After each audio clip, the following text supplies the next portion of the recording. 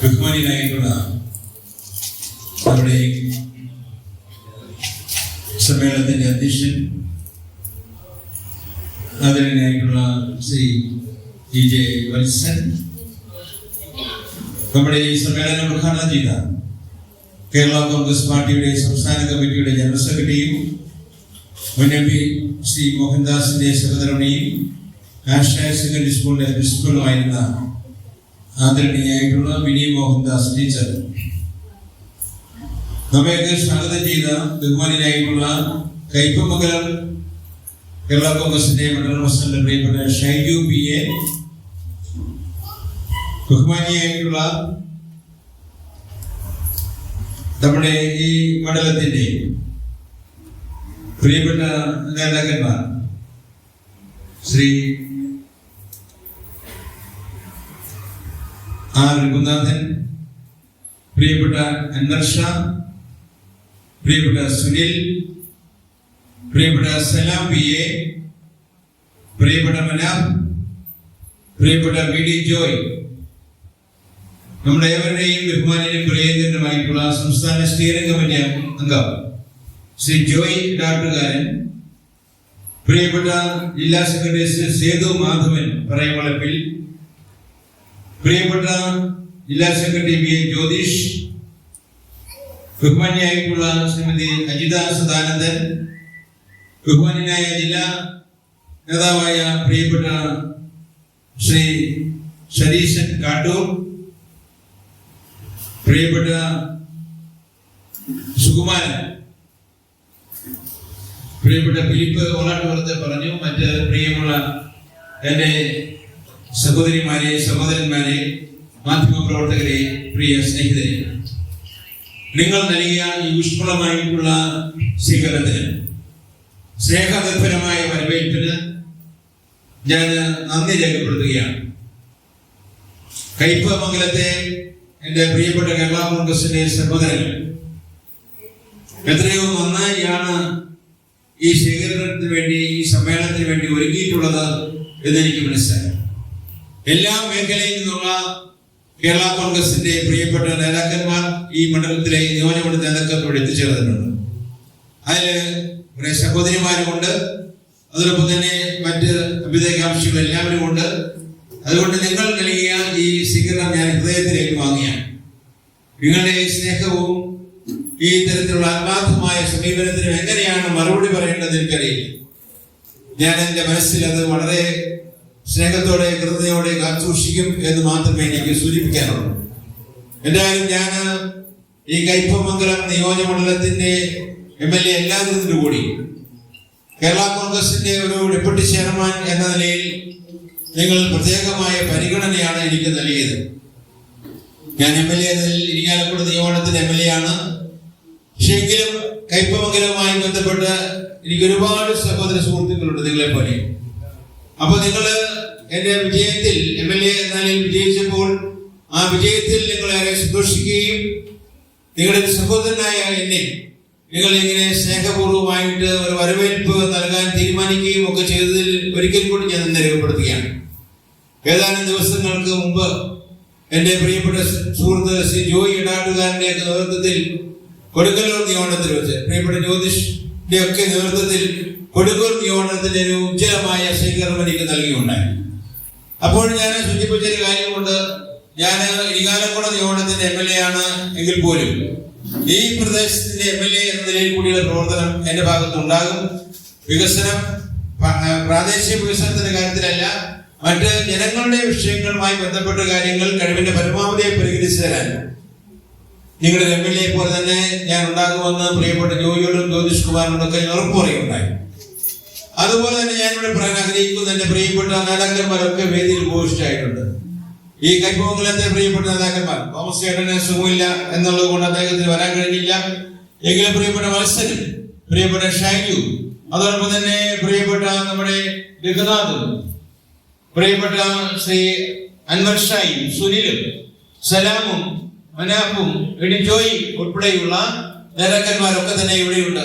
ഈ നേതാക്കന്മാരോടും അതോടൊപ്പം ഇവിടെ കൂടിയിരിക്കുന്ന മറ്റേ സുഹൃത്തുക്കളായ എന്റെ പ്രിയപ്പെട്ട കേരള കോൺഗ്രസിന്റെ പ്രവർത്തകരോടും ഞാൻ പറയുന്നു, ഈ പ്രദേശത്തെ നിങ്ങളുടെ വിഷയങ്ങൾ മാത്രമല്ല നിങ്ങൾ ആവശ്യമാകുന്ന കാര്യങ്ങളൊക്കെ കഴിവിന്റെ പരമാവധിയായി ഒരു MLA എന്ന നിലയിൽ സാധിച്ചു തരാൻ ഞാൻ എപ്പോഴും നിങ്ങളുടെ കൂടെ ഉണ്ടാകും എന്ന് ഉറപ്പു പറയാൻ ഞാൻ അവസരം ഉപയോഗിക്കുകയാണ്.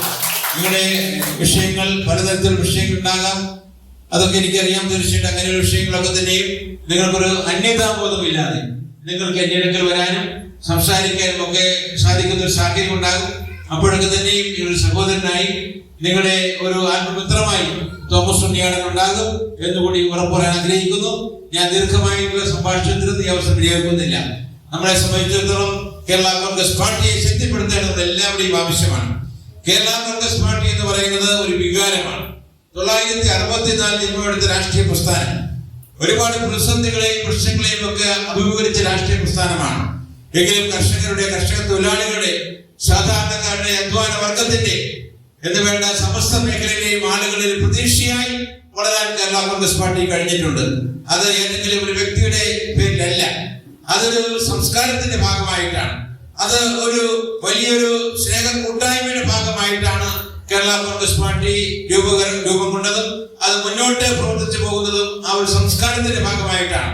അത് ഏതെങ്കിലും വ്യക്തികളുടെ ഒരു കീഴിൽ കൊണ്ടുവന്ന് വയ്ക്കാനുള്ള ഒരു സംഘടനയല്ല, മറിച്ച് എല്ലാവരുടെയും കൂടിയുള്ള ഒരു സംസ്കാരത്തിന്റെ ഭാഗമായിട്ട് സംഘടനയെ കടലിലെ കൃഷ്ണമണി പോലെ കാത്തു സൂക്ഷിക്കേണ്ട ഒരു ആവശ്യം നമുക്ക് എല്ലാവർക്കും ഉണ്ട്. ആ ഒരു ഉത്തരവാദിത്വ ബോധത്തോടെ നമുക്ക് പ്രവർത്തിക്കേണ്ടതായിട്ടുണ്ട്. കേരളത്തിൽ കാസർഗോഡ് മുതൽ തിരുവനന്തപുരം വരെയുള്ള ജില്ലകളിൽ കേരള കോൺഗ്രസിന്റെ ഒരുപാട് പ്രവർത്തകരുണ്ട്. കേരള കോൺഗ്രസ് പാർട്ടിയുടെ പ്രവർത്തകർ എപ്പോഴും കേരള കോൺഗ്രസ് പാർട്ടി ശക്തി പ്രാപിക്കണം എന്ന് ആഗ്രഹിക്കുന്ന ആളുകളാണ്. അങ്ങനെ ഒരു കാലഘട്ടത്തിൽ ആഗ്രഹിച്ച അടിസ്ഥാനത്തിലാണ് 2010 ഞാൻ MLA സന്ദർഭത്തിൽ ചീഫ് വിപ്പായ സമയത്ത് കേരള കോൺഗ്രസിന്റെ പ്രമുഖമായ 2 വിഭാഗങ്ങൾ തമ്മിൽ യോജിപ്പിക്കുന്നതിന് ആവശ്യമായ ഒരു നടപടി ഞാൻ സ്വീകരിച്ചത്.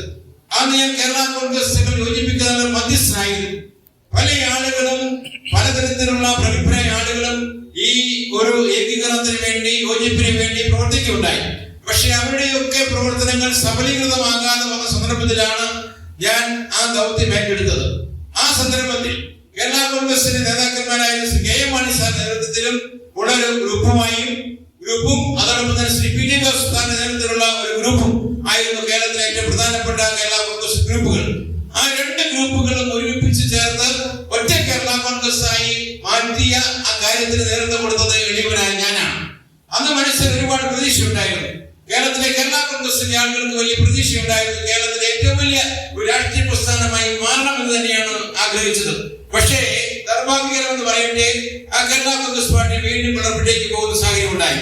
വളർന്നതിന് ശേഷം നമ്മുടെ കേരള കോൺഗ്രസ് പാർട്ടി ഉള്ള ആളുകൾ ഒരുമിച്ച് എല്ലാവരും കൂടി പോകും എന്ന നിലയിലാണ് നമ്മൾ കണ്ട് മുന്നോട്ട് പോയത്. പക്ഷെ അവിടെയും എന്തൊക്കെ പ്രവർത്തനത്തിന് ചില പോരായ്മകൾ ഉണ്ടോ എന്നൊരു സംശയം പലരുണ്ടായിട്ടുണ്ട്. എന്തായാലും ആ ഒരു സംശയമൊക്കെ നമുക്ക് ദൂരീകരിക്കേണ്ടതായിട്ടുണ്ട്. കേരള കോൺഗ്രസ് പാർട്ടിയെ ഞാൻ ആദ്യം സൂചിപ്പിച്ച പോലെ കടലിലെ കൃഷ്ണമണി പോലെ നമുക്ക് വളർത്തണം.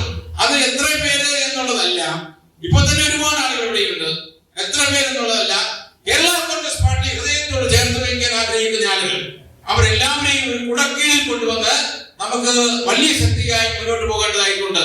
കാസർഗോഡ് മുതൽ തിരുവനന്തപുരം വരെയുള്ള കേരള കോൺഗ്രസിന്റെ ആളുകൾ ആ ഒരു കുടക്കീഴിൽ സ്നേഹത്തോടെ, ഹൃദയബന്ധത്തോടെ മുന്നോട്ട് പോകാൻ ആഗ്രഹിക്കുന്നത്, പ്രവർത്തിക്കുന്ന ആളുകൾക്ക് അംഗീകാരം കൊടുക്കുന്ന, അധ്വാനിക്കുന്ന ആളുകൾക്ക് പ്രതിഫലം കൊടുക്കാൻ കഴിയുന്ന, സീനിയോറിറ്റി പരിഗണിക്കാൻ കഴിയുന്ന ഒരു ശൈലി കേരള കോൺഗ്രസ് പാർട്ടി രൂപപ്പെടുത്തി തീർക്കേണ്ടതായിട്ടുണ്ട്. അതിനെ നമ്മൾ ഒരു കാലഘട്ടത്തിലും 6 മണിയിൽ മണികൾ വെച്ചിട്ടില്ല. KM മാണി സാർ ചില കാര്യങ്ങളിൽ പ്രവർത്തനത്തിൽ ചില കാര്യങ്ങൾ ഉണ്ടായ സമയത്ത് സാറിനോട് തന്നെ സൂചിപ്പിച്ചിട്ടുണ്ട്. അവര് മറ്റു നേതാക്കന്മാരും ഒക്കെ നമ്മൾ സൂചിപ്പിക്കാൻ ആഗ്രഹിക്കുകയും ചെയ്യുകയാണ്. കേരള കോൺഗ്രസ് പാർട്ടി എല്ലാവരുടെയും പാർട്ടിയാണ്.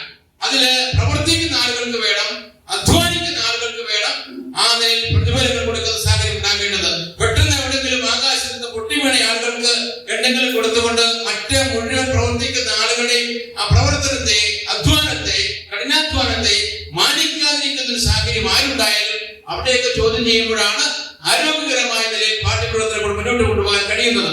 അതുകൊണ്ട് പ്രിയപ്പെട്ടവർ, നമുക്ക് ആ നിലയിലുള്ള ഒരു ചിന്ത ഉണ്ടാകേണ്ടത് ആവശ്യമാണ്. കേരള കോൺഗ്രസ് പാർട്ടി 1964 ജന്മമെടുത്തപ്പോൾ ഒരുപാട് പരീക്ഷകൾ നേരിടുകയുണ്ടായി. ആ പരീക്ഷകളൊക്കെ അതിജീവിച്ചാണ് പാർട്ടി മുന്നോട്ട് പോയിട്ടുള്ളത്.